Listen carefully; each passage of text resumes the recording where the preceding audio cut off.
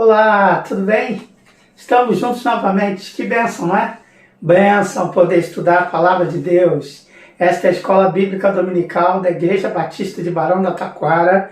Meu nome é Hudson Silva, sou professor desta classe virtual. Nós estamos estudando esta revista aqui que apresenta a carta de Paulo aos Efésios, aos Gálatas, Filipenses e Colossenses. Nós já vimos a carta aos Gálatas, hoje estamos terminando a lição sobre o livro de Efésios, carta de Paulo aos Efésios, uma das cartas da prisão. Quero convidar você a orar junto comigo, pedindo orientação de Deus, iluminação do seu Espírito, a fim de que nós possamos entender o que está registrado na sua palavra. Vamos orar?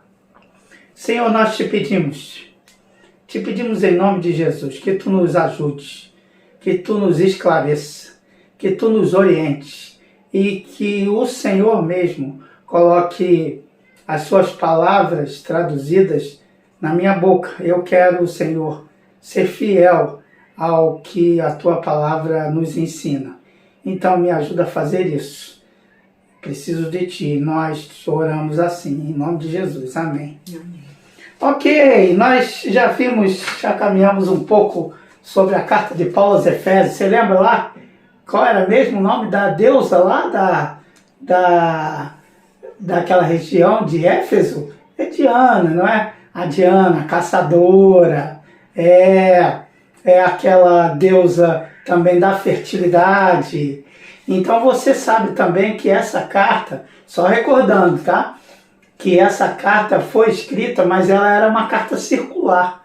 Ela passava por todas aquelas cidades da região, mas ela ficou famosa porque foi em Éfeso que ela pegou mais fama. Essa é uma carta muito importante, que é a carta do louvor, da adoração e da união da igreja, da união do conceito de igreja. A gente viu semana passada também que Paulo faz uma distinção muito clara entre o que é a teologia, a doutrina propriamente dita, e o que é a prática da vida cristã. São 6 capítulos, do capítulos 1 a 3, ele vai falar sobre a doutrina, sobre a teologia, sobre os ensinamentos. Então tudo que a gente for falar do capítulo 4 ao 6 tem relação com os capítulos anteriores, de 1 a 3. Ficou claro para você, né? Claríssimo, claríssimo. Agora eu quero que a Marília me ajude. Nós já vimos até o capítulo 4, mas nós vamos ver agora o capítulo 5. Eu quero que você veja que Paulo vai fazer uma pontuação muito, muito clara e uma relação entre os ensinos, como eu já falei, os ensinos apresentados nos capítulos 1 a 3 e os ensinos que são transformados em prática. Paulo sabe como as pessoas vivem. Isso é interessante a gente pensar. Porque muitas vezes a gente também lê as escrituras e não faz a conexão. Paulo tinha um cuidado tremendo de transformar o que era teologia em prática. Eu acho que é isso que a gente precisa aprender a fazer. Ouvir a palavra e falar como é que eu posso transformar isso em realidade no meu viver. Como é que eu posso transformar isso em realidade no meu dia a dia? Por isso a palavra de Deus é desafiadora. Porque não adianta a gente ter teorias saber de 1000 coisas e não colocar em prática. Então é mais interessante você tentar entender, compreender e exercitar isso. É isso que Paulo está propondo para a gente. Vou pedir para a Marília ler 5:1. Vejam como é prático o negócio aqui. Portanto, sejam imitadores de Deus como filhos amados, e vivam em amor como também Cristo nos amou e se entregou por nós como oferta e sacrifício de aroma agradável a Deus. Vejam o que ele está falando. Como é que ele começa aí mesmo? Portanto, não é? Portanto. Então é a conclusão. Você percebe que ele está concluindo o livro? Ele vai dizer, depois disso tudo que a gente já conversou, vivam como filhos de Deus. Vocês foram adotados. Lembra lá do capítulo 1 e capítulo 2? Vocês foram adotados na família de Deus. Vocês não são família de Abraão. Pode. Então, quem é filho de Deus transmite o que Deus é. Deus é, você já sabe, Deus é amor. Então é muito interessante que Paulo vai mostrar, alguns vivam nesse capítulo 5, ou seja, vai mostrar como é que se vive a fé em Cristo na prática e na comunidade. Mas agora eu quero que a Marília vai ler do versículo 1 ao 6, e vocês vão perceber que ele define muito bem o que é o amor. Sabe por quê? Porque lá em Éfeso, estão lembrados? Em Éfeso tinha um culto da deusa Diana, a deusa da fertilidade, atrás do templo, que a gente viu aqui na lição 1, depois você pode voltar lá para ver, atrás do templo, as pessoas cultuavam a deusa Diana, e vocês sabem o que era o culto à deusa Diana, né? Na verdade era a relação sexual. Então algumas pessoas estavam falando que era a deusa do amor, mas Paulo pontua, é bom a gente ver o contexto, né? Porque às vezes também a gente lê o texto achando que o texto foi escrito para a gente, mas não foi. Ele foi escrito para a realidade daqueles irmãos lá, tantos séculos atrás, tanto tempo atrás, da cidade de Éfeso, daquela região. Então eles tinham um conceito diferente do nosso. Deixa eu tentar explicar isso. Eu já falei semana passada, mas vou repetir. Se você pegar as versões mais antigas, por exemplo, 1 Coríntios 13 vai falar da caridade. Por que fala de caridade e não de amor? Porque as pessoas tinham uma ideia de caris de coração, de caridade, era um movimento do coração. Então, eles também não tinham um conceito de amor como nós tínhamos há um tempo atrás. Ainda temos, a gente tem vários tipos de amor, a gente já conseguiu entender isso. Então é por isso que eles separavam lá o que era caridade, o que era amor. Então isso é importante a gente entender. Paulo então vai falar do amor, mas prestem atenção, porque o amor, Paulo faz uma grande diferenciação do amor de sexo. Vai fazer uma diferenciação imensa entre amor e sexo. Vejam o que Paulo vai falar. Ele vai falar, nem falem nisso, nem menção disso, nem menção de imoralidade. Mas vejam bem, sexo não é o problema é a imoralidade sexual. Porque sexo, na verdade, o sexo foi elaborado e é uma invenção genial de Deus. Então, o problema de Paulo aqui é separar a imoralidade sexual de amor. Vocês são filhos de Deus e vocês devem viver em amor. Ele vai falar, nem entrem na ideia de impureza,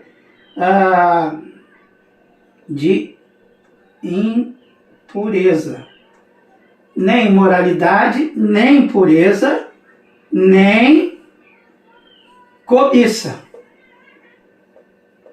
Então, Paulo deixa muito claro, eu gosto de pensar nisso, deixa muito claro que o amor que ele está falando é o amor divino. Amor sem interesse pessoal, sem desejo próprio. O amor livre de egoísmo. Então vamos ouvir o que a Bíblia diz e veja se faz sentido o que eu coloquei aqui. Portanto, sejam imitadores de Deus, como filhos amados, e vivam em amor, como também Cristo nos amou e se entregou por nós, como oferta e sacrifício de aroma agradável a Deus. Entre vocês não deve haver nem sequer menção de imoralidade sexual, nem de qualquer espécie de impureza, nem de cobiça, pois estas coisas não são próprias para os santos. Não haja obscenidades, nem conversas tolas, nem gracejos imorais, que são inconvenientes, mas ao invés disso, ação de graças. porque vocês podem estar certos disto. Nenhum imoral, nem impuro, nem ganancioso, que é idólatra, tem herança no reino de Cristo e de Deus. Ninguém os engane com palavras tolas, pois é por causa destas coisas que a ira de Deus vem sobre os que vivem na desobediência. Vejam que coisa interessante. Paulo então vai fazer essa separação e vai dizer que isso daqui é uma deturpação, não apenas do sexo, mas do próprio Filho de Deus. O Filho de Deus vai transmitir o que Deus é. Não é que Paulo está apresentando apenas conceitos morais. Não, isso é natural para quem não é filho de Deus. Quem não é filho de Deus foge isso Paulo vai deixar muito claro, hein, com os outros exemplos. Quem não é filho de Deus, algumas vezes foge da realidade que ele tem que enfrentar por meio do sexo. Era o que acontecia com eles lá. Também vai fugir por meio das relações interpessoais, por meio do poder, por meio da bebida. E é isso que Paulo vai falar, gente. A gente lê o texto fora do contexto e aí arruma pretexto. Não é isso que Paulo está falando. Paulo não está falando de, se você tem que fazer isso. Não, ele vai dizer que você tem que se cuidar com relação a isso. E como é que eu me cuido? Menos gracejo, menos piadinha, menos envolvimento com isso. Porque se eu tiver envolvido com isso, fatalmente eu vou mergulhar nisso. Paulo vai dar uma alternativa.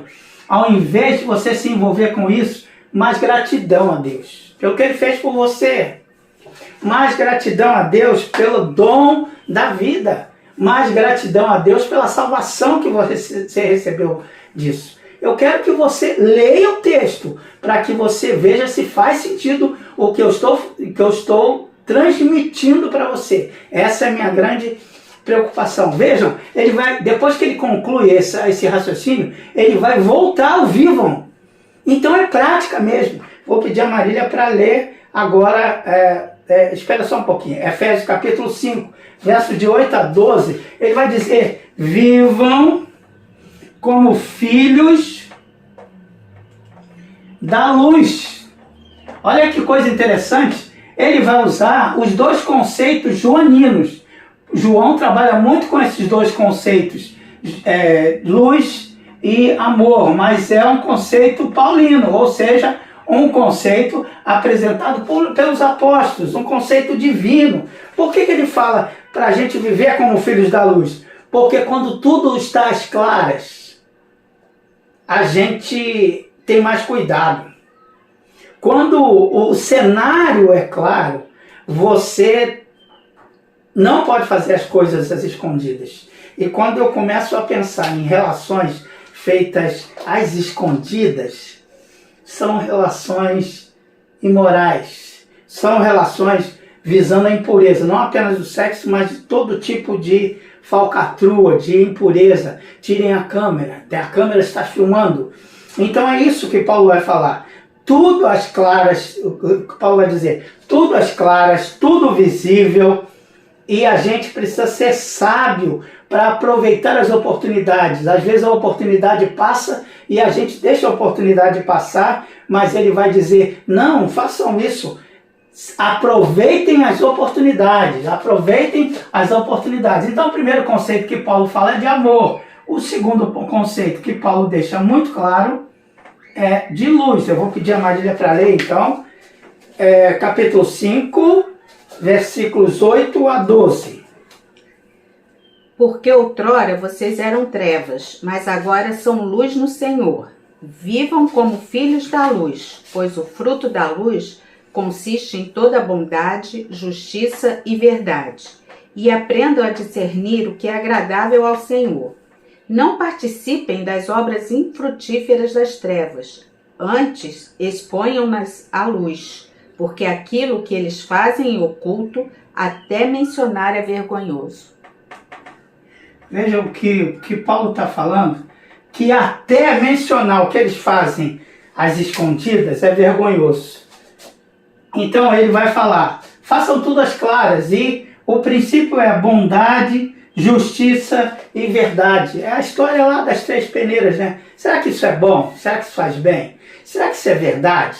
Será que isso vai abençoar as outras pessoas? Será que isso estabelece a justiça no nosso meio?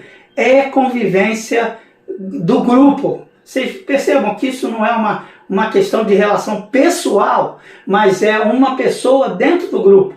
A pessoa dentro do grupo deve cuidar com a impureza, para não ter impureza, e deve cuidar para viver como filho da luz. Eu acho essa leitura panorâmica uma leitura didaticamente perfeita. Por isso que eu falei para você ler a carta de Paulo aos Efésios num suspiro, sem pensar em capítulos e versículos, porque isso vai te dar uma outra dimensão do texto.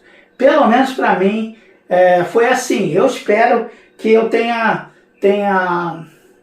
explicado isso, pelo menos para você pensar nessa possibilidade. Porque muitas vezes a gente fica agarrado num texto fora do contexto. Então eu estou propondo a você fazer essa leitura para ver se isso faz sentido para você. E Paulo vai continuar quando ele termina isso. Marília, lê por favor, versículo 16 a 20, ele vai dizer, aprendam a aproveitar as oportunidades. Ele vai dar dica de como a gente vive. Às vezes a gente também esquece da parte prática. A gente é muito espiritual, espiritualizado, espiritualista. A gente é muito assim, vamos esperar que Deus faça as coisas. Às vezes oportunidades passam e a gente desperdiça a oportunidade. Na verdade, as oportunidades são presentes que Deus está nos dando. A gente tem que ser sóbrio, inteligente. E eu gosto da expressão que Paulo usa 2 vezes no capítulo 5, que ele vai falar assim: entendam, aprendam a descobrir a vontade de Deus. Então, a descobrir a vontade de Deus é um exercício de persistência, de sensibilidade, de observação do que está ocorrendo à nossa volta, para que a gente abrace e aproveite as bênçãos de Deus, de 16 a 18, de 16 a 20 depois, tá, mãe? Vou começar lendo o 15. Ok. Tenham cuidado com a maneira como vocês vivem, que não sejam como insensatos, mas como sábios, aproveitando ao máximo cada oportunidade, porque os dias são maus. Portanto, não sejam insensatos, mas procurem compreender qual é a vontade do Senhor. Não se embriaguem com vinho, que leva à libertinagem, mas deixem-se encher pelo Espírito, falando entre si com salmos, hinos e cânticos espirituais, cantando e louvando de coração ao Senhor, dando graças constantemente a Deus Pai por todas as coisas, em nome de nosso Senhor Jesus Cristo. Então são 3 os princípios que eu extraí daí. No capítulo 5, vocês precisam ser filhos do amor. Lembra, se você for adotado, você é filho de Deus. Filhos do amor, vocês são filhos da luz. Vocês são filhos de Deus. E Deus é a luz, faz as coisas claras, nada escondidas. Vocês foram transformados em filhos de Deus. Vivam como filhos de Deus e não como mendigantes por aí. Vocês também são filhos da sabedoria. Então aproveitem as oportunidades, sejam sóbrios, sejam inteligentes. E eu gosto muito do versículo final para dizer: se deixem encher pelo Espírito Santo. Não se embriaguem com vinho. Como eu falei para vocês, isso aí psicólogo pode te explicar. Ou você pode investigar, dá um Google aí, você vai ver que muitas vezes essas coisas aqui, se deturpadas, se transformam em fuga. E a bebida, algumas vezes, também é fuga. A gente está zangado, vou me deixar levar pela bebida. A gente está feliz, eu vou festejar com a bebida. Mas na verdade ele está falando, está fazendo um paralelo da bebida com o Espírito Santo. Se eu me deixar encher pela bebida, eu vou ficar bêbado e eu não vou me controlar. Se eu me encher do Espírito Santo, eu vou ficar cheio dele e o Espírito Santo é que vai me controlar. Lembra-se que a gente viu lá, andar em Espírito é se deixar encher pelo Espírito. Não é que eu vou me encher do Espírito. Ele é quem vai fazer esse enchimento em mim. Então vejam que tudo isso aqui empurra Paulo para uma postura, e isso é uma leitura que me faz bem, gente. Olha agora, por favor, a Marília vai ler o versículo, ela leu até o 20, né, Marília? Efésios, não foi até o 20? Foi. Agora prestem atenção no que Paulo vai falar. Paulo vai falar: sujeitem-se. A gente às vezes lê o capítulo 5 e 6, e mulheres então odeiam isso. Mas é porque leem só os versículos. Se olhar o texto todo, você não vai ficar zangada, viu, minha irmã? Não vai ficar zangada, porque não é que você vai se sujeitar ao seu marido. Se você olhar esse raciocínio aqui e você vai entender esse sujeitem-se aqui de outra forma. Eu espero que eu esteja sendo fiel à palavra de Deus. Leia, por favor, Marília. 21. Sujeitem-se uns aos outros por temor a Cristo. Vejam que ele pontua aí, gente. Isso é a mesma coisa do vivam. Vivam como filhos de Deus, vivam como filhos da luz, vivam como sabedoria. E como o exercício é da convivência como igreja, vocês têm que aprender a se sujeitar uns aos outros. Como é que a gente vai fazer isso? De novo, fazendo o exercício de entender o contexto em que Paulo estava. Paulo estava falando para a igreja de Éfeso. Como é que as mulheres se comportavam em Éfeso? As mulheres eram tão rebeldes quanto as mulheres hoje em dia. Rebeldes no sentido de patriarcado, tá? Rebeldes no sentido de procurar um espaço delas. Inclusive eu não sei se eu já falei aqui, se eu não falei, eu registro agora.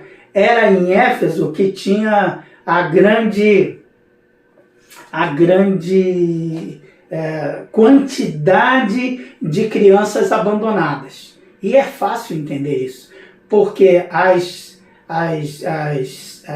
cultuais, como é que é o nome? As prostitutas cultuais, quando acontecia de engravidarem, elas abandonavam seus filhos. Então, na hora que abandonam seus filhos, você vai ter um monte de criança abandonada. E isso é histórico, hein? Você pode procurar saber. A igreja abraçava e cuidava daquelas crianças que eram abandonadas. Então, aqui, as mulheres eram empoderadas, no sentido de darem essa dimensão à feminilidade. Agora, a gente não pode ler esse texto no nosso contexto atual, porque o que Paulo está falando ele vai usar a mesma coisa para as mulheres se sujeitarem aos maridos, e também vai usar um termo ainda mais pesado para os homens.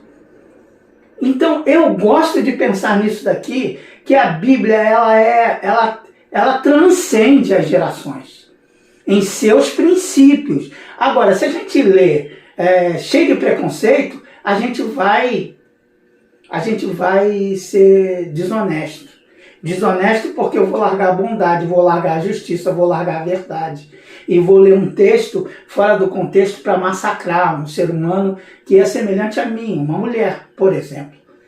Como aconteceu anos atrás, falando da marca de Caim, que era a cor da pele. É uma forçação de barra, uma coisa tão absurda, mas em nome dos nossos próprios conceitos, a gente lê o texto como interessa. Eu vou dizer para vocês por que isso é tão pesado para mim. Sabe por quê? Porque eu sou de uma geração, mas antes da minha geração, a geração do meu pai, por exemplo, era a geração que usava esse texto. Você tem que se sujeitar a mim. Eu vi várias vezes minha mãe tirando a meia do meu pai. Chegava cansado do trabalho, sentava e ficava esperando a minha mãe tirar a meia. Achava aquilo, assim, mas como ela para tudo que está fazendo, a comida e tal, para tirar a meia? Por que ele não tira a meia? E eu era criança. Aí a gente foi crescendo, fui questionar, adivinha quem começou a tirar a meia? A meia do meu pai, eu e meus irmãos. Então é porque o homem se empoderou, achou que ele era o poderoso da casa, e não é isso que eu leio na Bíblia. Pode ser que eu esteja enganado, mas você vai me ajudar a achar um ponto de equilíbrio. Eu acho que Paulo estava falando naquele contexto, desafiando as mulheres a se subordinarem aos homens no sentido de ter uma liderança dentro da casa. Ora, se o homem manda igual a mulher, vai chegar uma hora em que um dos dois vai ter que decidir. E Paulo, dentro daquele contexto do patriarcado, dentro da realidade do Império Romano, ia usar que exemplo? Do homem. Mas isso pode ser tranquilamente trabalhado e negociado. Ai, Deus me ajude a ser fiel à sua palavra. Eu vou pedir a Marília para ler agora versículo 22. Versículo 22, e ele vai explicar por quê. Vai, versículo 22. Mulheres, sujeitem-se aos seus maridos como ao Senhor, pois o marido é o cabeça da mulher, como também Cristo é o cabeça da igreja, que é o seu corpo, do qual ele é o Salvador. Vejam, ele está fazendo um paralelo. As mulheres devem sujeitar aos maridos como a igreja deve se sujeitar a Cristo. E eu vou perguntar para vocês, a igreja tem sujeitado a Cristo? Nós temos como igreja nos sujeitado a Cristo, que é a cabeça desse corpo, que é a igreja? Agora eu vou pedir a Marília para ler 25 a 30. Olha o desafio que Paulo coloca para os maridos. Parece até conversa de casal, né? Mas vamos lá. Maridos, amem suas mulheres, assim como Cristo amou a igreja e entregou-se a si mesmo por ela, para santificá-la, tendo-a purificado pelo lavar da água mediante a palavra, e apresentá-la a si mesmo como igreja gloriosa, sem mancha, nem ruga ou qualquer coisa semelhante, mas santa e inculpável.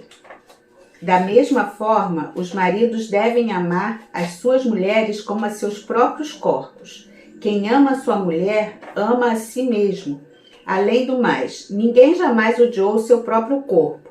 Antes o alimenta e dele cuida, como também Cristo faz com a igreja, pois somos membros do seu corpo. Presta atenção que Paulo faz um paralelo entre Cristo e a igreja e entre a relação de homem e de mulher. Cristo e a igreja, Cristo o cabeça, igreja o corpo. Eles formam um corpo. Cabeça não vive sem corpo e corpo não vive sem cabeça. A mesma coisa Paulo faz entre homem e mulher. Homem e mulher, um corpo. Homem não vive sem mulher e mulher não vive sem homem. Eles formam um corpo. É por isso que Paulo vai terminar citando Gênesis capítulo 2, versículo 24. Continua lendo, Marília.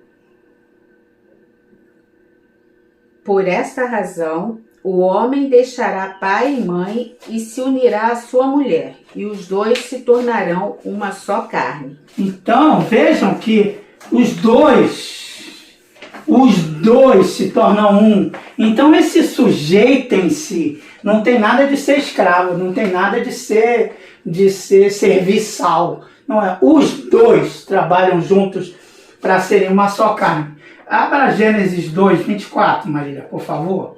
Eu vou destacar algumas coisas aqui. Gênesis 2, 24. Por essa razão, o homem deixará pai e mãe e se unirá à sua mulher, e eles se tornarão uma só carne.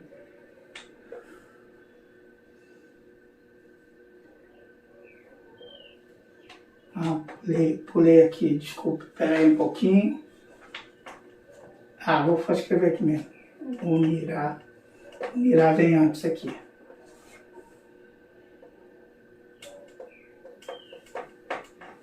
Lê novamente, por favor, Marília. Por essa razão, o homem deixará pai e mãe e se unirá à sua mulher, e eles se tornarão uma só carne. Pensa nisso aqui. O homem deixará seu pai e sua mãe. Isso é porque está maduro. Só uma pessoa madura pode deixar a outra. Senão vai ficar dependendo do pai e da mãe. Por isso, deixará o homem seu pai e sua mãe e se unirá. Ou seja, vai constituir uma nova família. É uma nova família. Não é mais a família do papai e da mamãe. É uma nova família que ele vai constituir com a sua esposa. E ambos, que é o texto vai falar, e se tornarão uma só carne. Isso não é da noite por dia. Isso se faz com um processo.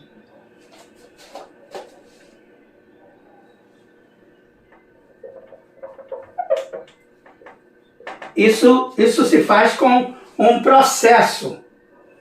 E, finalmente, isso se faz com intimidade.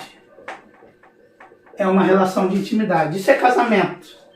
Isso é casamento no conceito paulino, lá na carta aos Efésios. Você entendeu esse conceito que eu coloquei de família? Do sujeitar-se, do amar-se? Se você entendeu, ok, você pode compartilhar aí no chat. E se você não entendeu, faça suas perguntas que a gente vai tentar esclarecer da melhor forma possível. Eu espero em Deus que você entenda o que eu estou falando. Agora vamos ao capítulo 6, último capítulo.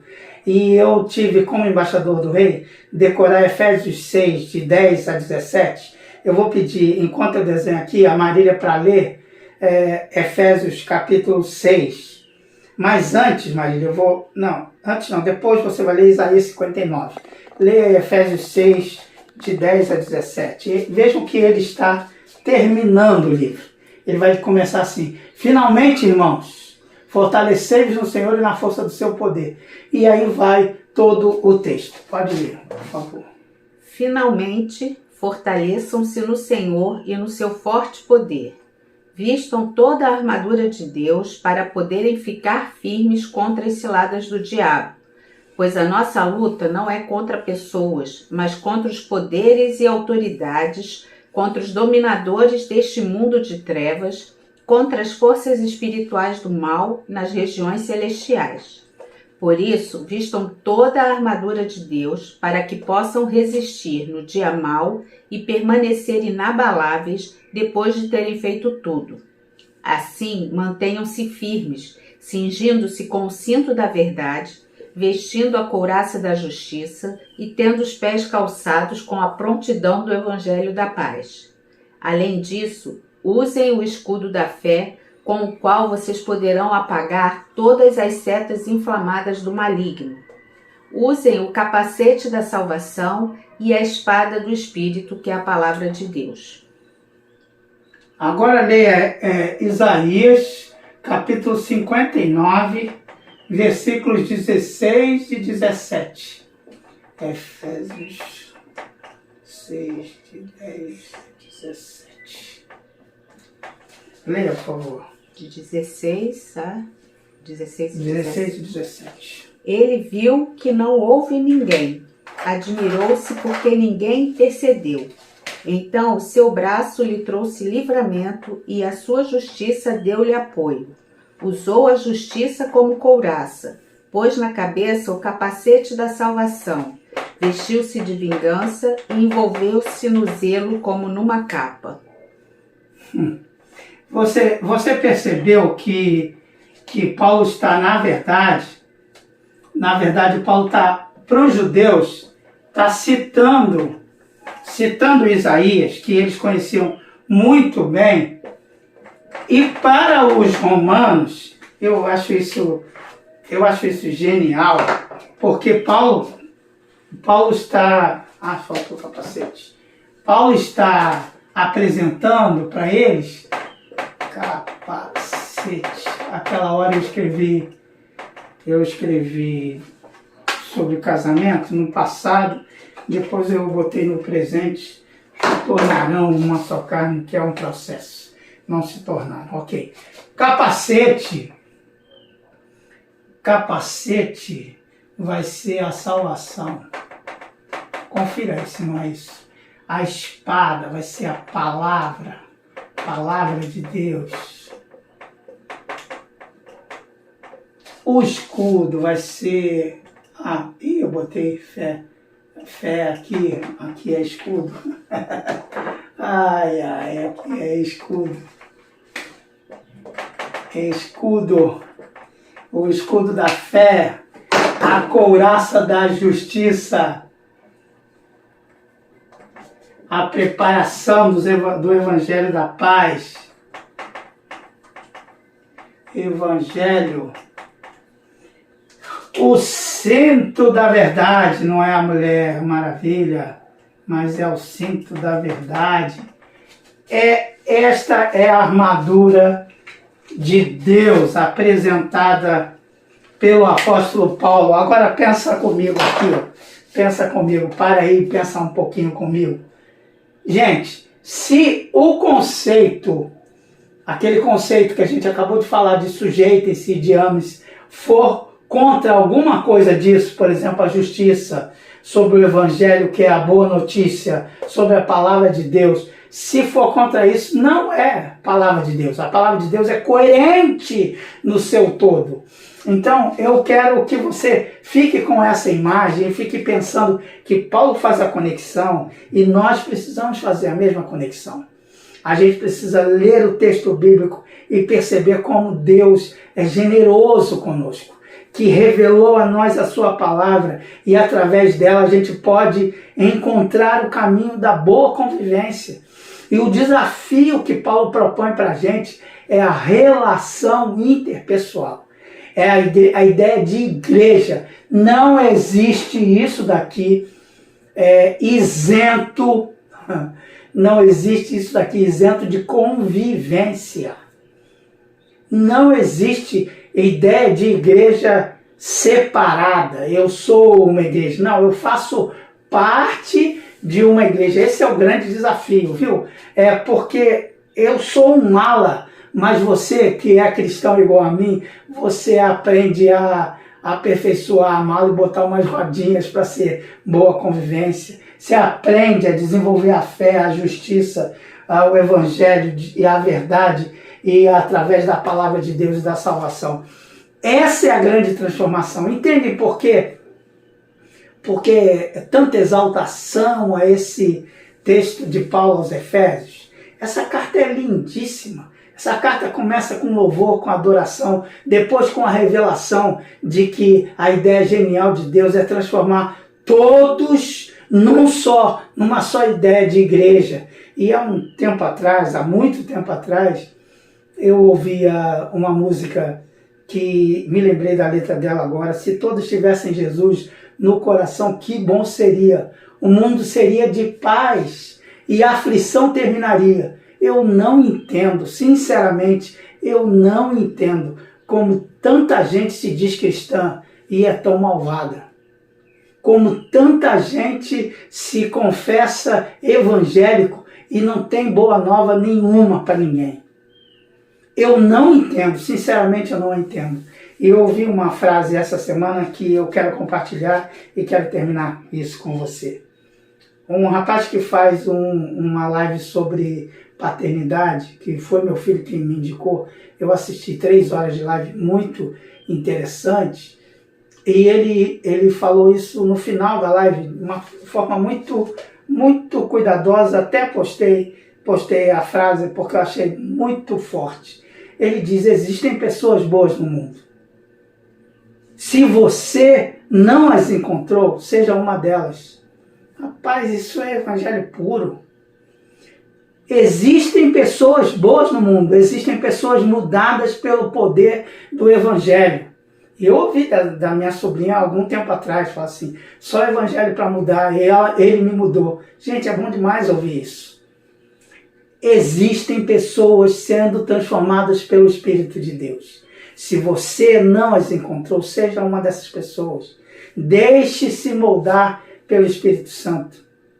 Eu quero me deixar moldar pelo Espírito Santo. E você?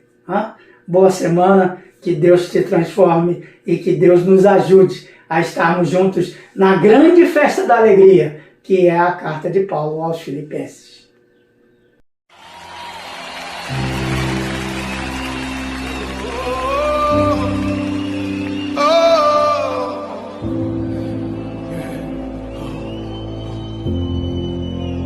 Que ele vive